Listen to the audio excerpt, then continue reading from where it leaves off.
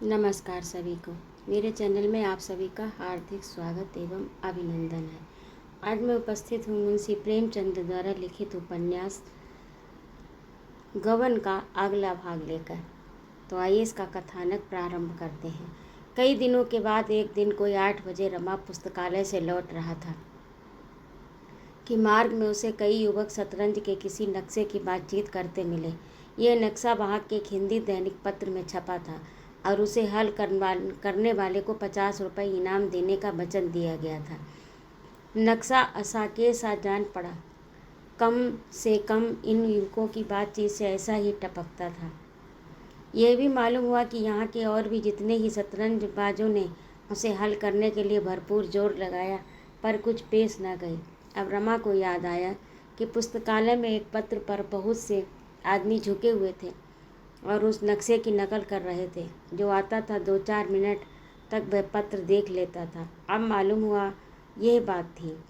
रमा का इनमें से किसी से भी परिचय नहीं था, पर वह नक्शा देखने के लिए इतना उत्सुक हो रहा था कि उनसे बिना पूछे ना रहा गया। बोले, आप लोगों में किसी के पास वह नक्शा है? युवकों ने यह कंबलपोश आदमी को नक्शे की बात पूछे सुना तो समझे कोई अताई होगा। एक ने रुखाई से कहा, हाँ है। तो मगर तुम देखकर क्या कहोगे? हाँ, अच्छे अच्छे गोते खा रहे हैं। एक महाशय की शतरंज में अपनी सानी नहीं रखते, उसे हल करने के लिए 100 रुपये अपने पास देने को तैयार हैं। दूसरा युवक बोला, दिखा क्यों नहीं देते जी, कौन जाने यही बेचारे हल कर लें, शायद इन्हीं की सूझ लड़ जाए। इस प्रेरणा में सज्जनता नहीं व्यंग था। उसमें ये भाव छिपा था कि हमें दिखाने से कोई उज्र नहीं, देखकर अपनी आँखों को ताप्त कर लो, मगर तुम जैसे उल्लू उसे समझ ही नहीं सकते। हल क्या करेंगे? जान पहचान की एक दुकान में जाकर उन्होंने रमा को नक्शा दिखाया। रमा को तुरंत याद आया कि यह नक्शा पहले भी कहीं देखा है। सोचने लगे, कहाँ देखा है? एक युवक ने चुटकी ली, आपने तो हल कर लिया होगा। दूसरा, अभी नहीं किया तो एक क्षण में किए लेते हैं। तीसरा, जरा दो एक चाल बताइए तो। रमा ने उत्तेजित होकर कहा, ये मैं नहीं कहता कि मैं इसे हल कर ही लूँगा, मगर ऐसा नक्शा मैंने एक बार हल किया है और संभव ऐसे भी हल कर लूँ। जरा कागज़ पेंसिल दीजिए तो नकल कर लूँ। युवकों का अविश्वास कुछ कम हुआ। रमा को कागज़ पेंसिल मिल गया। एक क्षण में उसने नक्शा नकल कर लिया और युवकों को धन्यवाद देकर चला। एकाएक उसने फिरकर पूछा, जवाब किसके पास भेजना होगा? एक युवक ने कहा, प्रजामित्र के संपादक के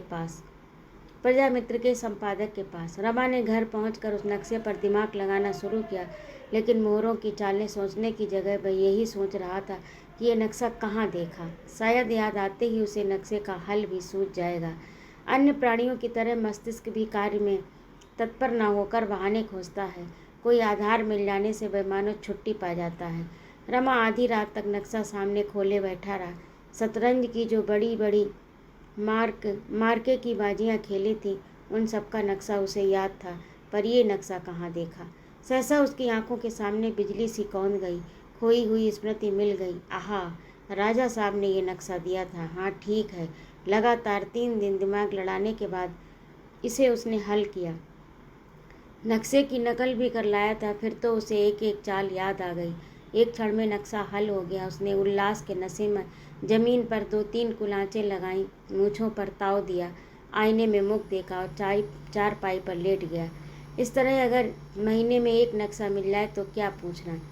देवी दीन अभी आँख सुलगा रहा था कि रमा प्रसन्न मुख आकर बोला, दादा जानते हो प्रजामित्र अखबार का दफ्तर कहाँ है? देवी दी, जानता क्यों नहीं, यहाँ कौन अखबार है जिसका पता मुझे न मालूम हो?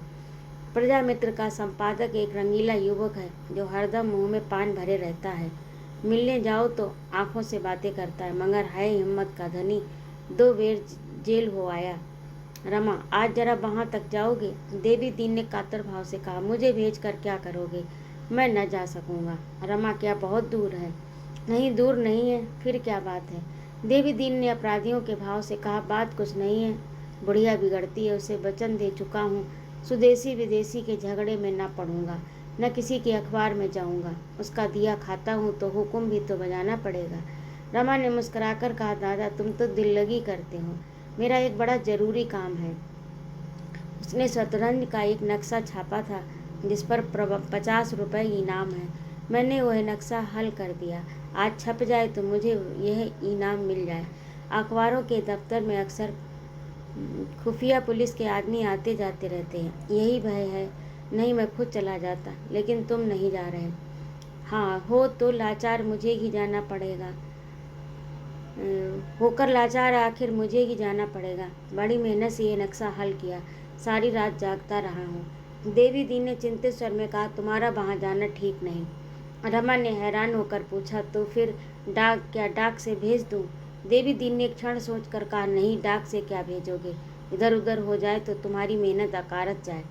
रजिस्ट्री कराओ तो कहीं परसों पहुँचेगा। कल इतवार है, किसी और ने जवाब भेज दिया तो इनाम वह मार ले जाएगा। यह भी तो हो सकता है कि अखबार वाले धांधली कर बैठे और तुम्हारा जवाब अपने नाम से छाप कर रुपया हजम कर लें। रमा ने दुविधा में पड़कर कहा, मैं ही चला जाऊंगा, तुम्हें ना जाने दूंगा। कहीं फंस जाओ तो बस। फंसना तो एक दिन है ही, कब तक छिपा रहूँगा? तो मरने के पहले ही क्यों रोना पीटना? जब फंसोगे तब देखी जाएगी। लाओ मैं चला जाऊँ, बुढ़िया से कोई बहाना कर दूंगा, अभी भेंट भी हो जाएगी। दफ्तर में ही रहते भी हैं, फिर घूमने घामने चल देंगे तो 10 बजे से पहले न लौटेंगे। रमा ने डरते डरते कहा, तो 10 बजे बाद आना क्या हरज है? 10 बजे बाद जाना क्या हरज है? देवी दी ने खड़े होकर कहा, तब तक कोई दूसरा काम आ गया तो रह जाएगा, घंटे भर में लौट आता हूँ, अभी बुढ़िया देर में आएगी। ये कहते हुए देवी दी ने अपना काला कम्बल ओढ़ा, रमा से लिफाफा लिया और चल दिया। जग्गो साग भाजी फल लेने मंडी गई थी। आधा घंटे में सिर पर एक टोकरी रखे एक बड़ा सा टोकरा मजूर के सिर पर रखवाए आई। पसीने से तर थी। आते ही बोली, कहाँ गए? जरा बोझ तो उतारो, गर्दन टूट गई। रमा ने आगे बढ़कर टोकरी उतरवा दी। इतनी भारी थी कि संभालने न संभलती थी। जग्गो ने पूछा, ये कहाँ गए हैं? जग्गू ने पूछा, वह कहाँ गए हैं? रमा ने बहाना किया, मुझे तो नहीं मालूम, अभी इसी तरफ चले गए हैं। बुढ़िया ने मजूर के सिर का टोकरा उतरवाया और ज़मीन पर बैठकर एक टूटी सी पंखियाँ जलती हुई बोली, चरस की चाट लगी होगी और क्या, मैं मर मर कमाऊँ और ये बैठे बैठे मौज उड़ाएं और चरस पिए। रमा जानता था कि देवी दीन चरस पीता है, पर बुढ़िया को शांत करने के लिए बोला, क्या चरस पीते हैं? मैंने तो नहीं देखा। बुढ़िया ने पीठ की साड़ी हटाकर उसे पंखी की डंडी से खुजाते हुए कहा, इसमें कौन सा नशा छूटा है? चरस ये पिए, गांजा ये पिए, शराब इन्हें चाहिए, भांग इन्हें चाहिए, अभी तक अफीम नहीं खाई है, राम जाने खाते हो, मैं कौन हरदम देखती रहती हूँ। मैं तो सोचती हूँ कौन जाने क्या हो, हाथ में 4 पैसे होंगे तो पराए भी अपने हो जाएंगे, पर इस भले आदमी को रत्ती भर चिंता नहीं। कभी तीरथ है, कभी कुछ। मेरा तो नाक पर उंगली रखकर नाक में दम आ गया। भगवान उठा ले जाता तो कुसंग से छूट जाती। तब याद करेंगे लाला जी कि जग्गू अब कहाँ मिलेगी जो कमा कमा कर गुलछर्रे उड़ाने को दिया करेगी। तब रक्त के आंसू न रोए तो कह देना। कोई कहता था मजूर से कि पैसे हुए तेरे? मजूर ने बीड़ी जलाते हुए कहा, देख लो दाई, गर्दन टूट गई। जग्गू ने निर्दय भाव से कहा, हाँ हाँ, गर्दन टूट गई, बड़ी सुकुमार है ना, ये ले कल फिर चले आना। मजूर ने कहा, ये तो बहुत कम है, मेरा पेट न भरेगा। जग्गू ने 2 पैसे और थोड़े से आलू देकर उसे विदा किया। दुकान सजाने लगी। सहसा उसे हिसाब की याद आ गई। रमा से बोली, जरा भैया आज का खर्चा तो टाँक दो, बाजार में जैसे आग लग गई। बुढ़िया छाबड़ियों में चीज़ें लगा लगा कर रखती जाती, हिसाब भी लिखाती जाती। आलू, टमाटर, कद्दू, केले, पालक, सेम, संतरे, गोभी, सब चीज़ों का तौल और दर उसे याद था। रमा से दोबारा पढ़वाकर उसने सुना, तब उसे संतोष हुआ। इन कामों से छुट्टी पाकर उसने अपनी चिलम भरी और मोड़े पर बैठकर पीने लगी, लेकिन उसके अंदाज से मालूम होता था कि वह तंबाकू का रस लेने के लिए नहीं, दिल को जलाने के लिए पी रही है। एक क्षण के बाद बोली, दूसरी औरत होती तो घड़ी भर इसके साथ निभा ना होता। घड़ी भर पहर रात से चक्की में जुट जाती हूँ, 10 बजे रात तक दुकान पर बैठी सती होती रहती हूँ।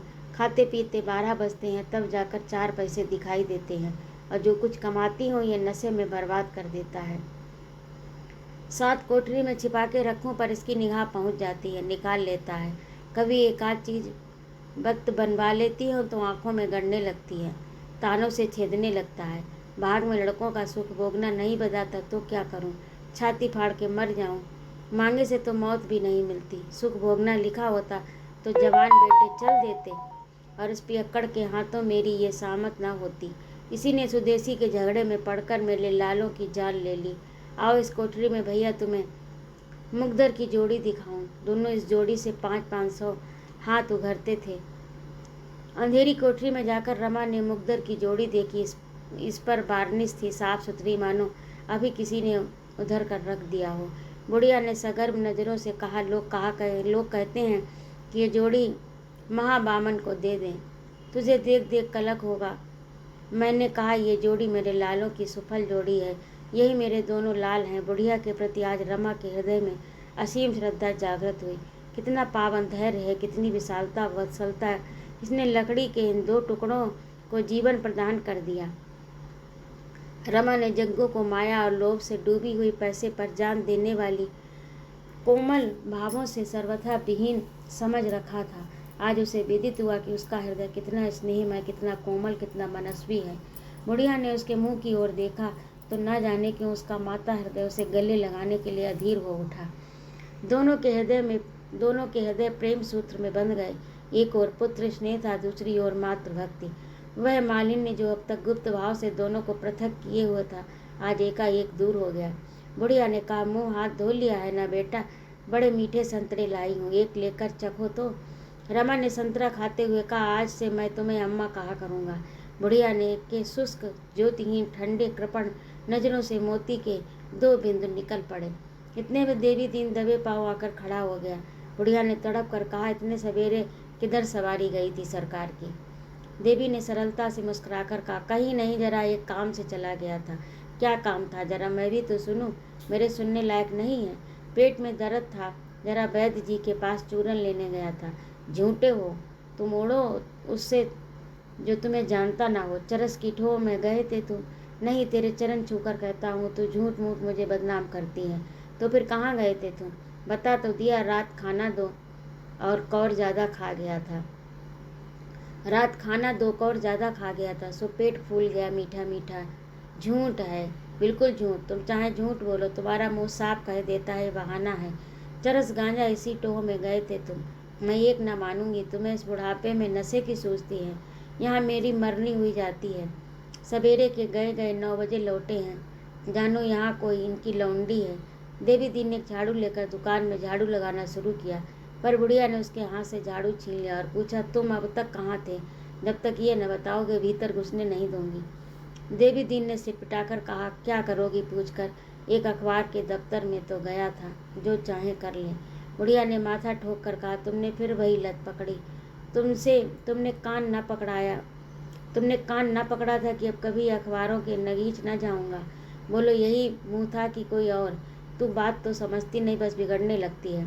खूब समझती हूँ। अखबार वाले दंगा मचाते हैं, गरीबों को जेहल ले जाते हैं। आज 20 साल से देख रही हूँ, वहाँ जो आता जाता है पकड़ लिया जाता है। तलाशी तो आए दिन हुआ करती है। क्या बुढ़ापे में जेल की रोटियाँ तोड़ोगे? देवी दीन ने एक लिफाफा रमानाथ को देकर कहा, ये रुपए है भैया, गिन लो। देखिए, रुपए वसूल करने गया था। जी ना मानता हो तो आधे ले लो। बुढ़िया ने आँख गड़ाकर कहा, अच्छा तो तुम अपने साथ इस बेचारे को भी डुबाना चाहते हो? तुम्हारे रुपए में आग लगा दूंगी। तुम रुपए मत लेना भैया, जान से हाथ धोओगे। अब सेंत में आदमी नहीं मिलते तो सब लालच दिखाकर लोगों को फंसाते हैं। बाजार में पहरा दिलवाएंगे, अदालत में गवाही करवाएंगे। फेंक दो उसके रुपए, जितने रुपए चाहो मुझसे ले जाओ। जब रमानाथ ने सारा वृतांत कहा तो बुढ़िया का चित्त शांत हुआ। तनी हुई बहुएं ढीली हो गईं, कठोर मुद्रा नर्म हो गई। मेघ पट को हटाकर नीला आकाश हंस पड़ा। विनोद करके बोली, इसमें से मेरे लिए क्या लाओगे बेटा? रमा ने लिफाफा उसके सामने रखकर कहा, तुम्हारे तो सभी हैं। अम्मा, मैं रुपए लेकर क्या करूँगा? घर क्यों नहीं भेज देते? इतने दिन आए हो गए हो, कुछ भेजा नहीं। मेरा घर यही है अम्मा, कोई दूसरा घर नहीं। बुढ़िया का मातृत्व वंचित हृदय गदगद हो उठा। इस माता भक्ति के लिए कितने दिनों से उसकी आत्मा तड़प रही थी। इस कृपण हृदय में जितना प्रेम संचित हो रहा था, वह सब माता के स्तन में एकत्र होने वाले दूध की भांति बाहर निकलने के लिए आतुर हो गया। उसने नोटों को गिनकर कहा, 50 है बेटा, 50। तुमसे मुझसे और ले लो। चाय का पतीला रखा हुआ है, चाय की दुकान खोल लो। यहीं एक तरफ 4-5 मोड़े और मेज रख लेना। 2-2 घंटे सांझ सवेरे बैठ जाओगे तो गुजर भर को मिल जाएगा। हमारे जितने ग्राहक आवेंगे उनमें से कितने ही चाय भी पी लेंगे। देवी दीन बोला, तब चरस के पैसे मैं इस दुकान से लिया करूँगा। बुढ़िया ने विहसित और पुलकित नज़रों से कहा, कौड़ी कौड़ी का हिसाब लूँगी, इस उधर में न रहना। रमा अपने कमरे में गया तो उसका मन बहुत प्रसन्न था। आज उसे कुछ वही आनंद मिल रहा था जो अपने घर भी कभी न मिला था। घर पर जो स्नेह मिलता था वह उसे मिलना ही चाहिए था। यहाँ जो स्नेह मिला वह मानो आकाश से टपका था।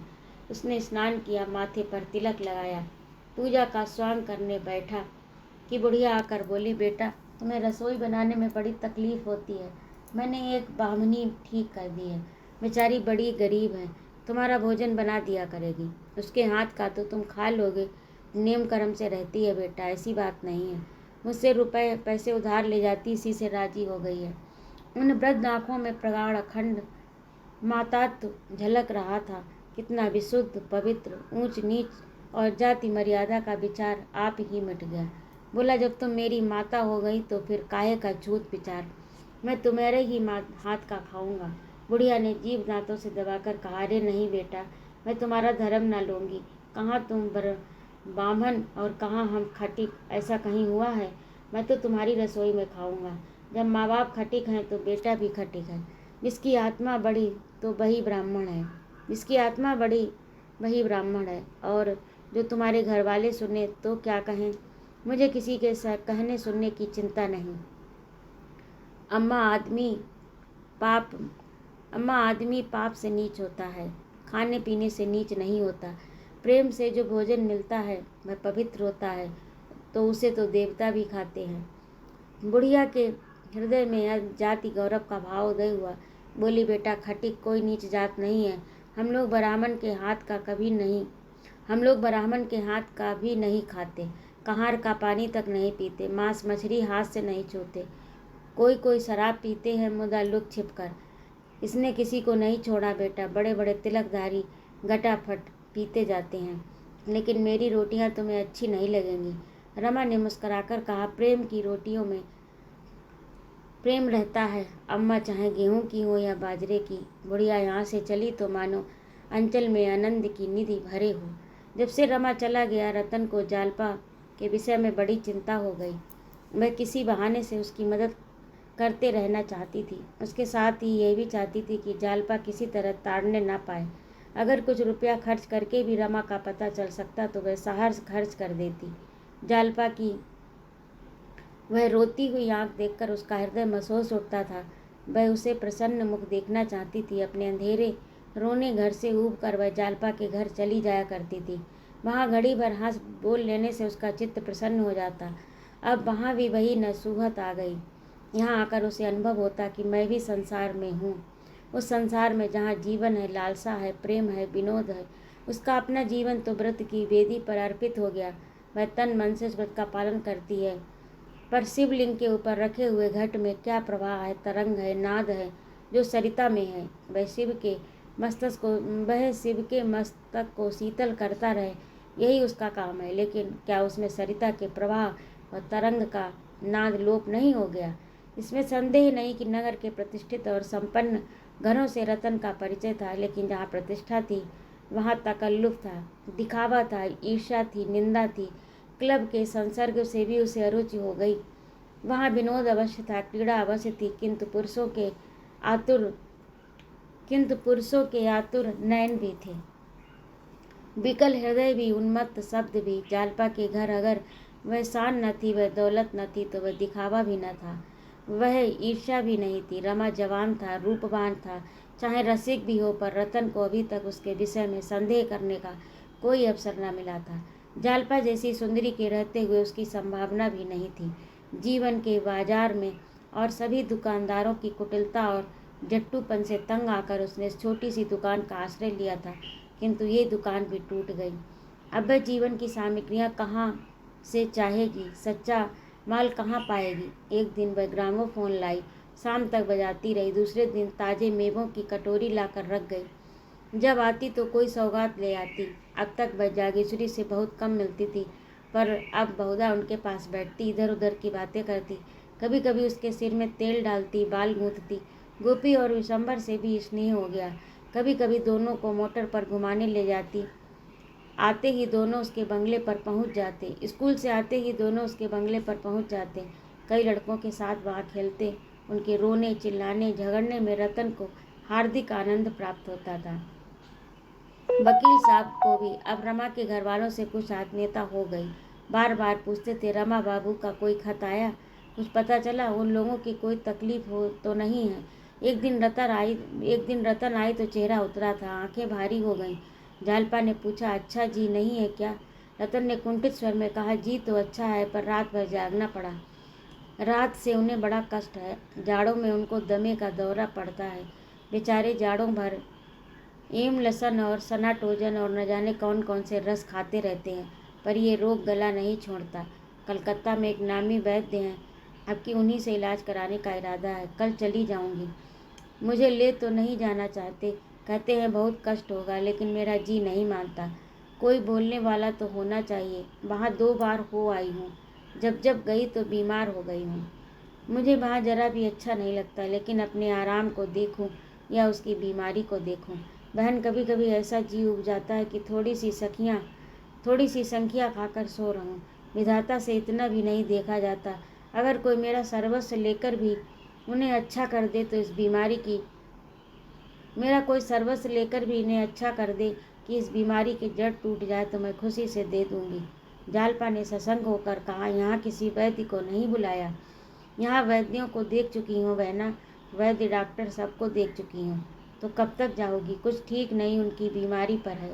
1 सप्ताह में आ जाऊँगा। तो कब तक आओगी? कुछ ठीक नहीं, उनकी बीमारी पर है। 1 सप्ताह में आ जाऊँ? महीने 2 महीने लग जाए क्या ठीक है, मगर जब तक बीमारी की जड़ न टूट जाएगी नहीं आऊँगी।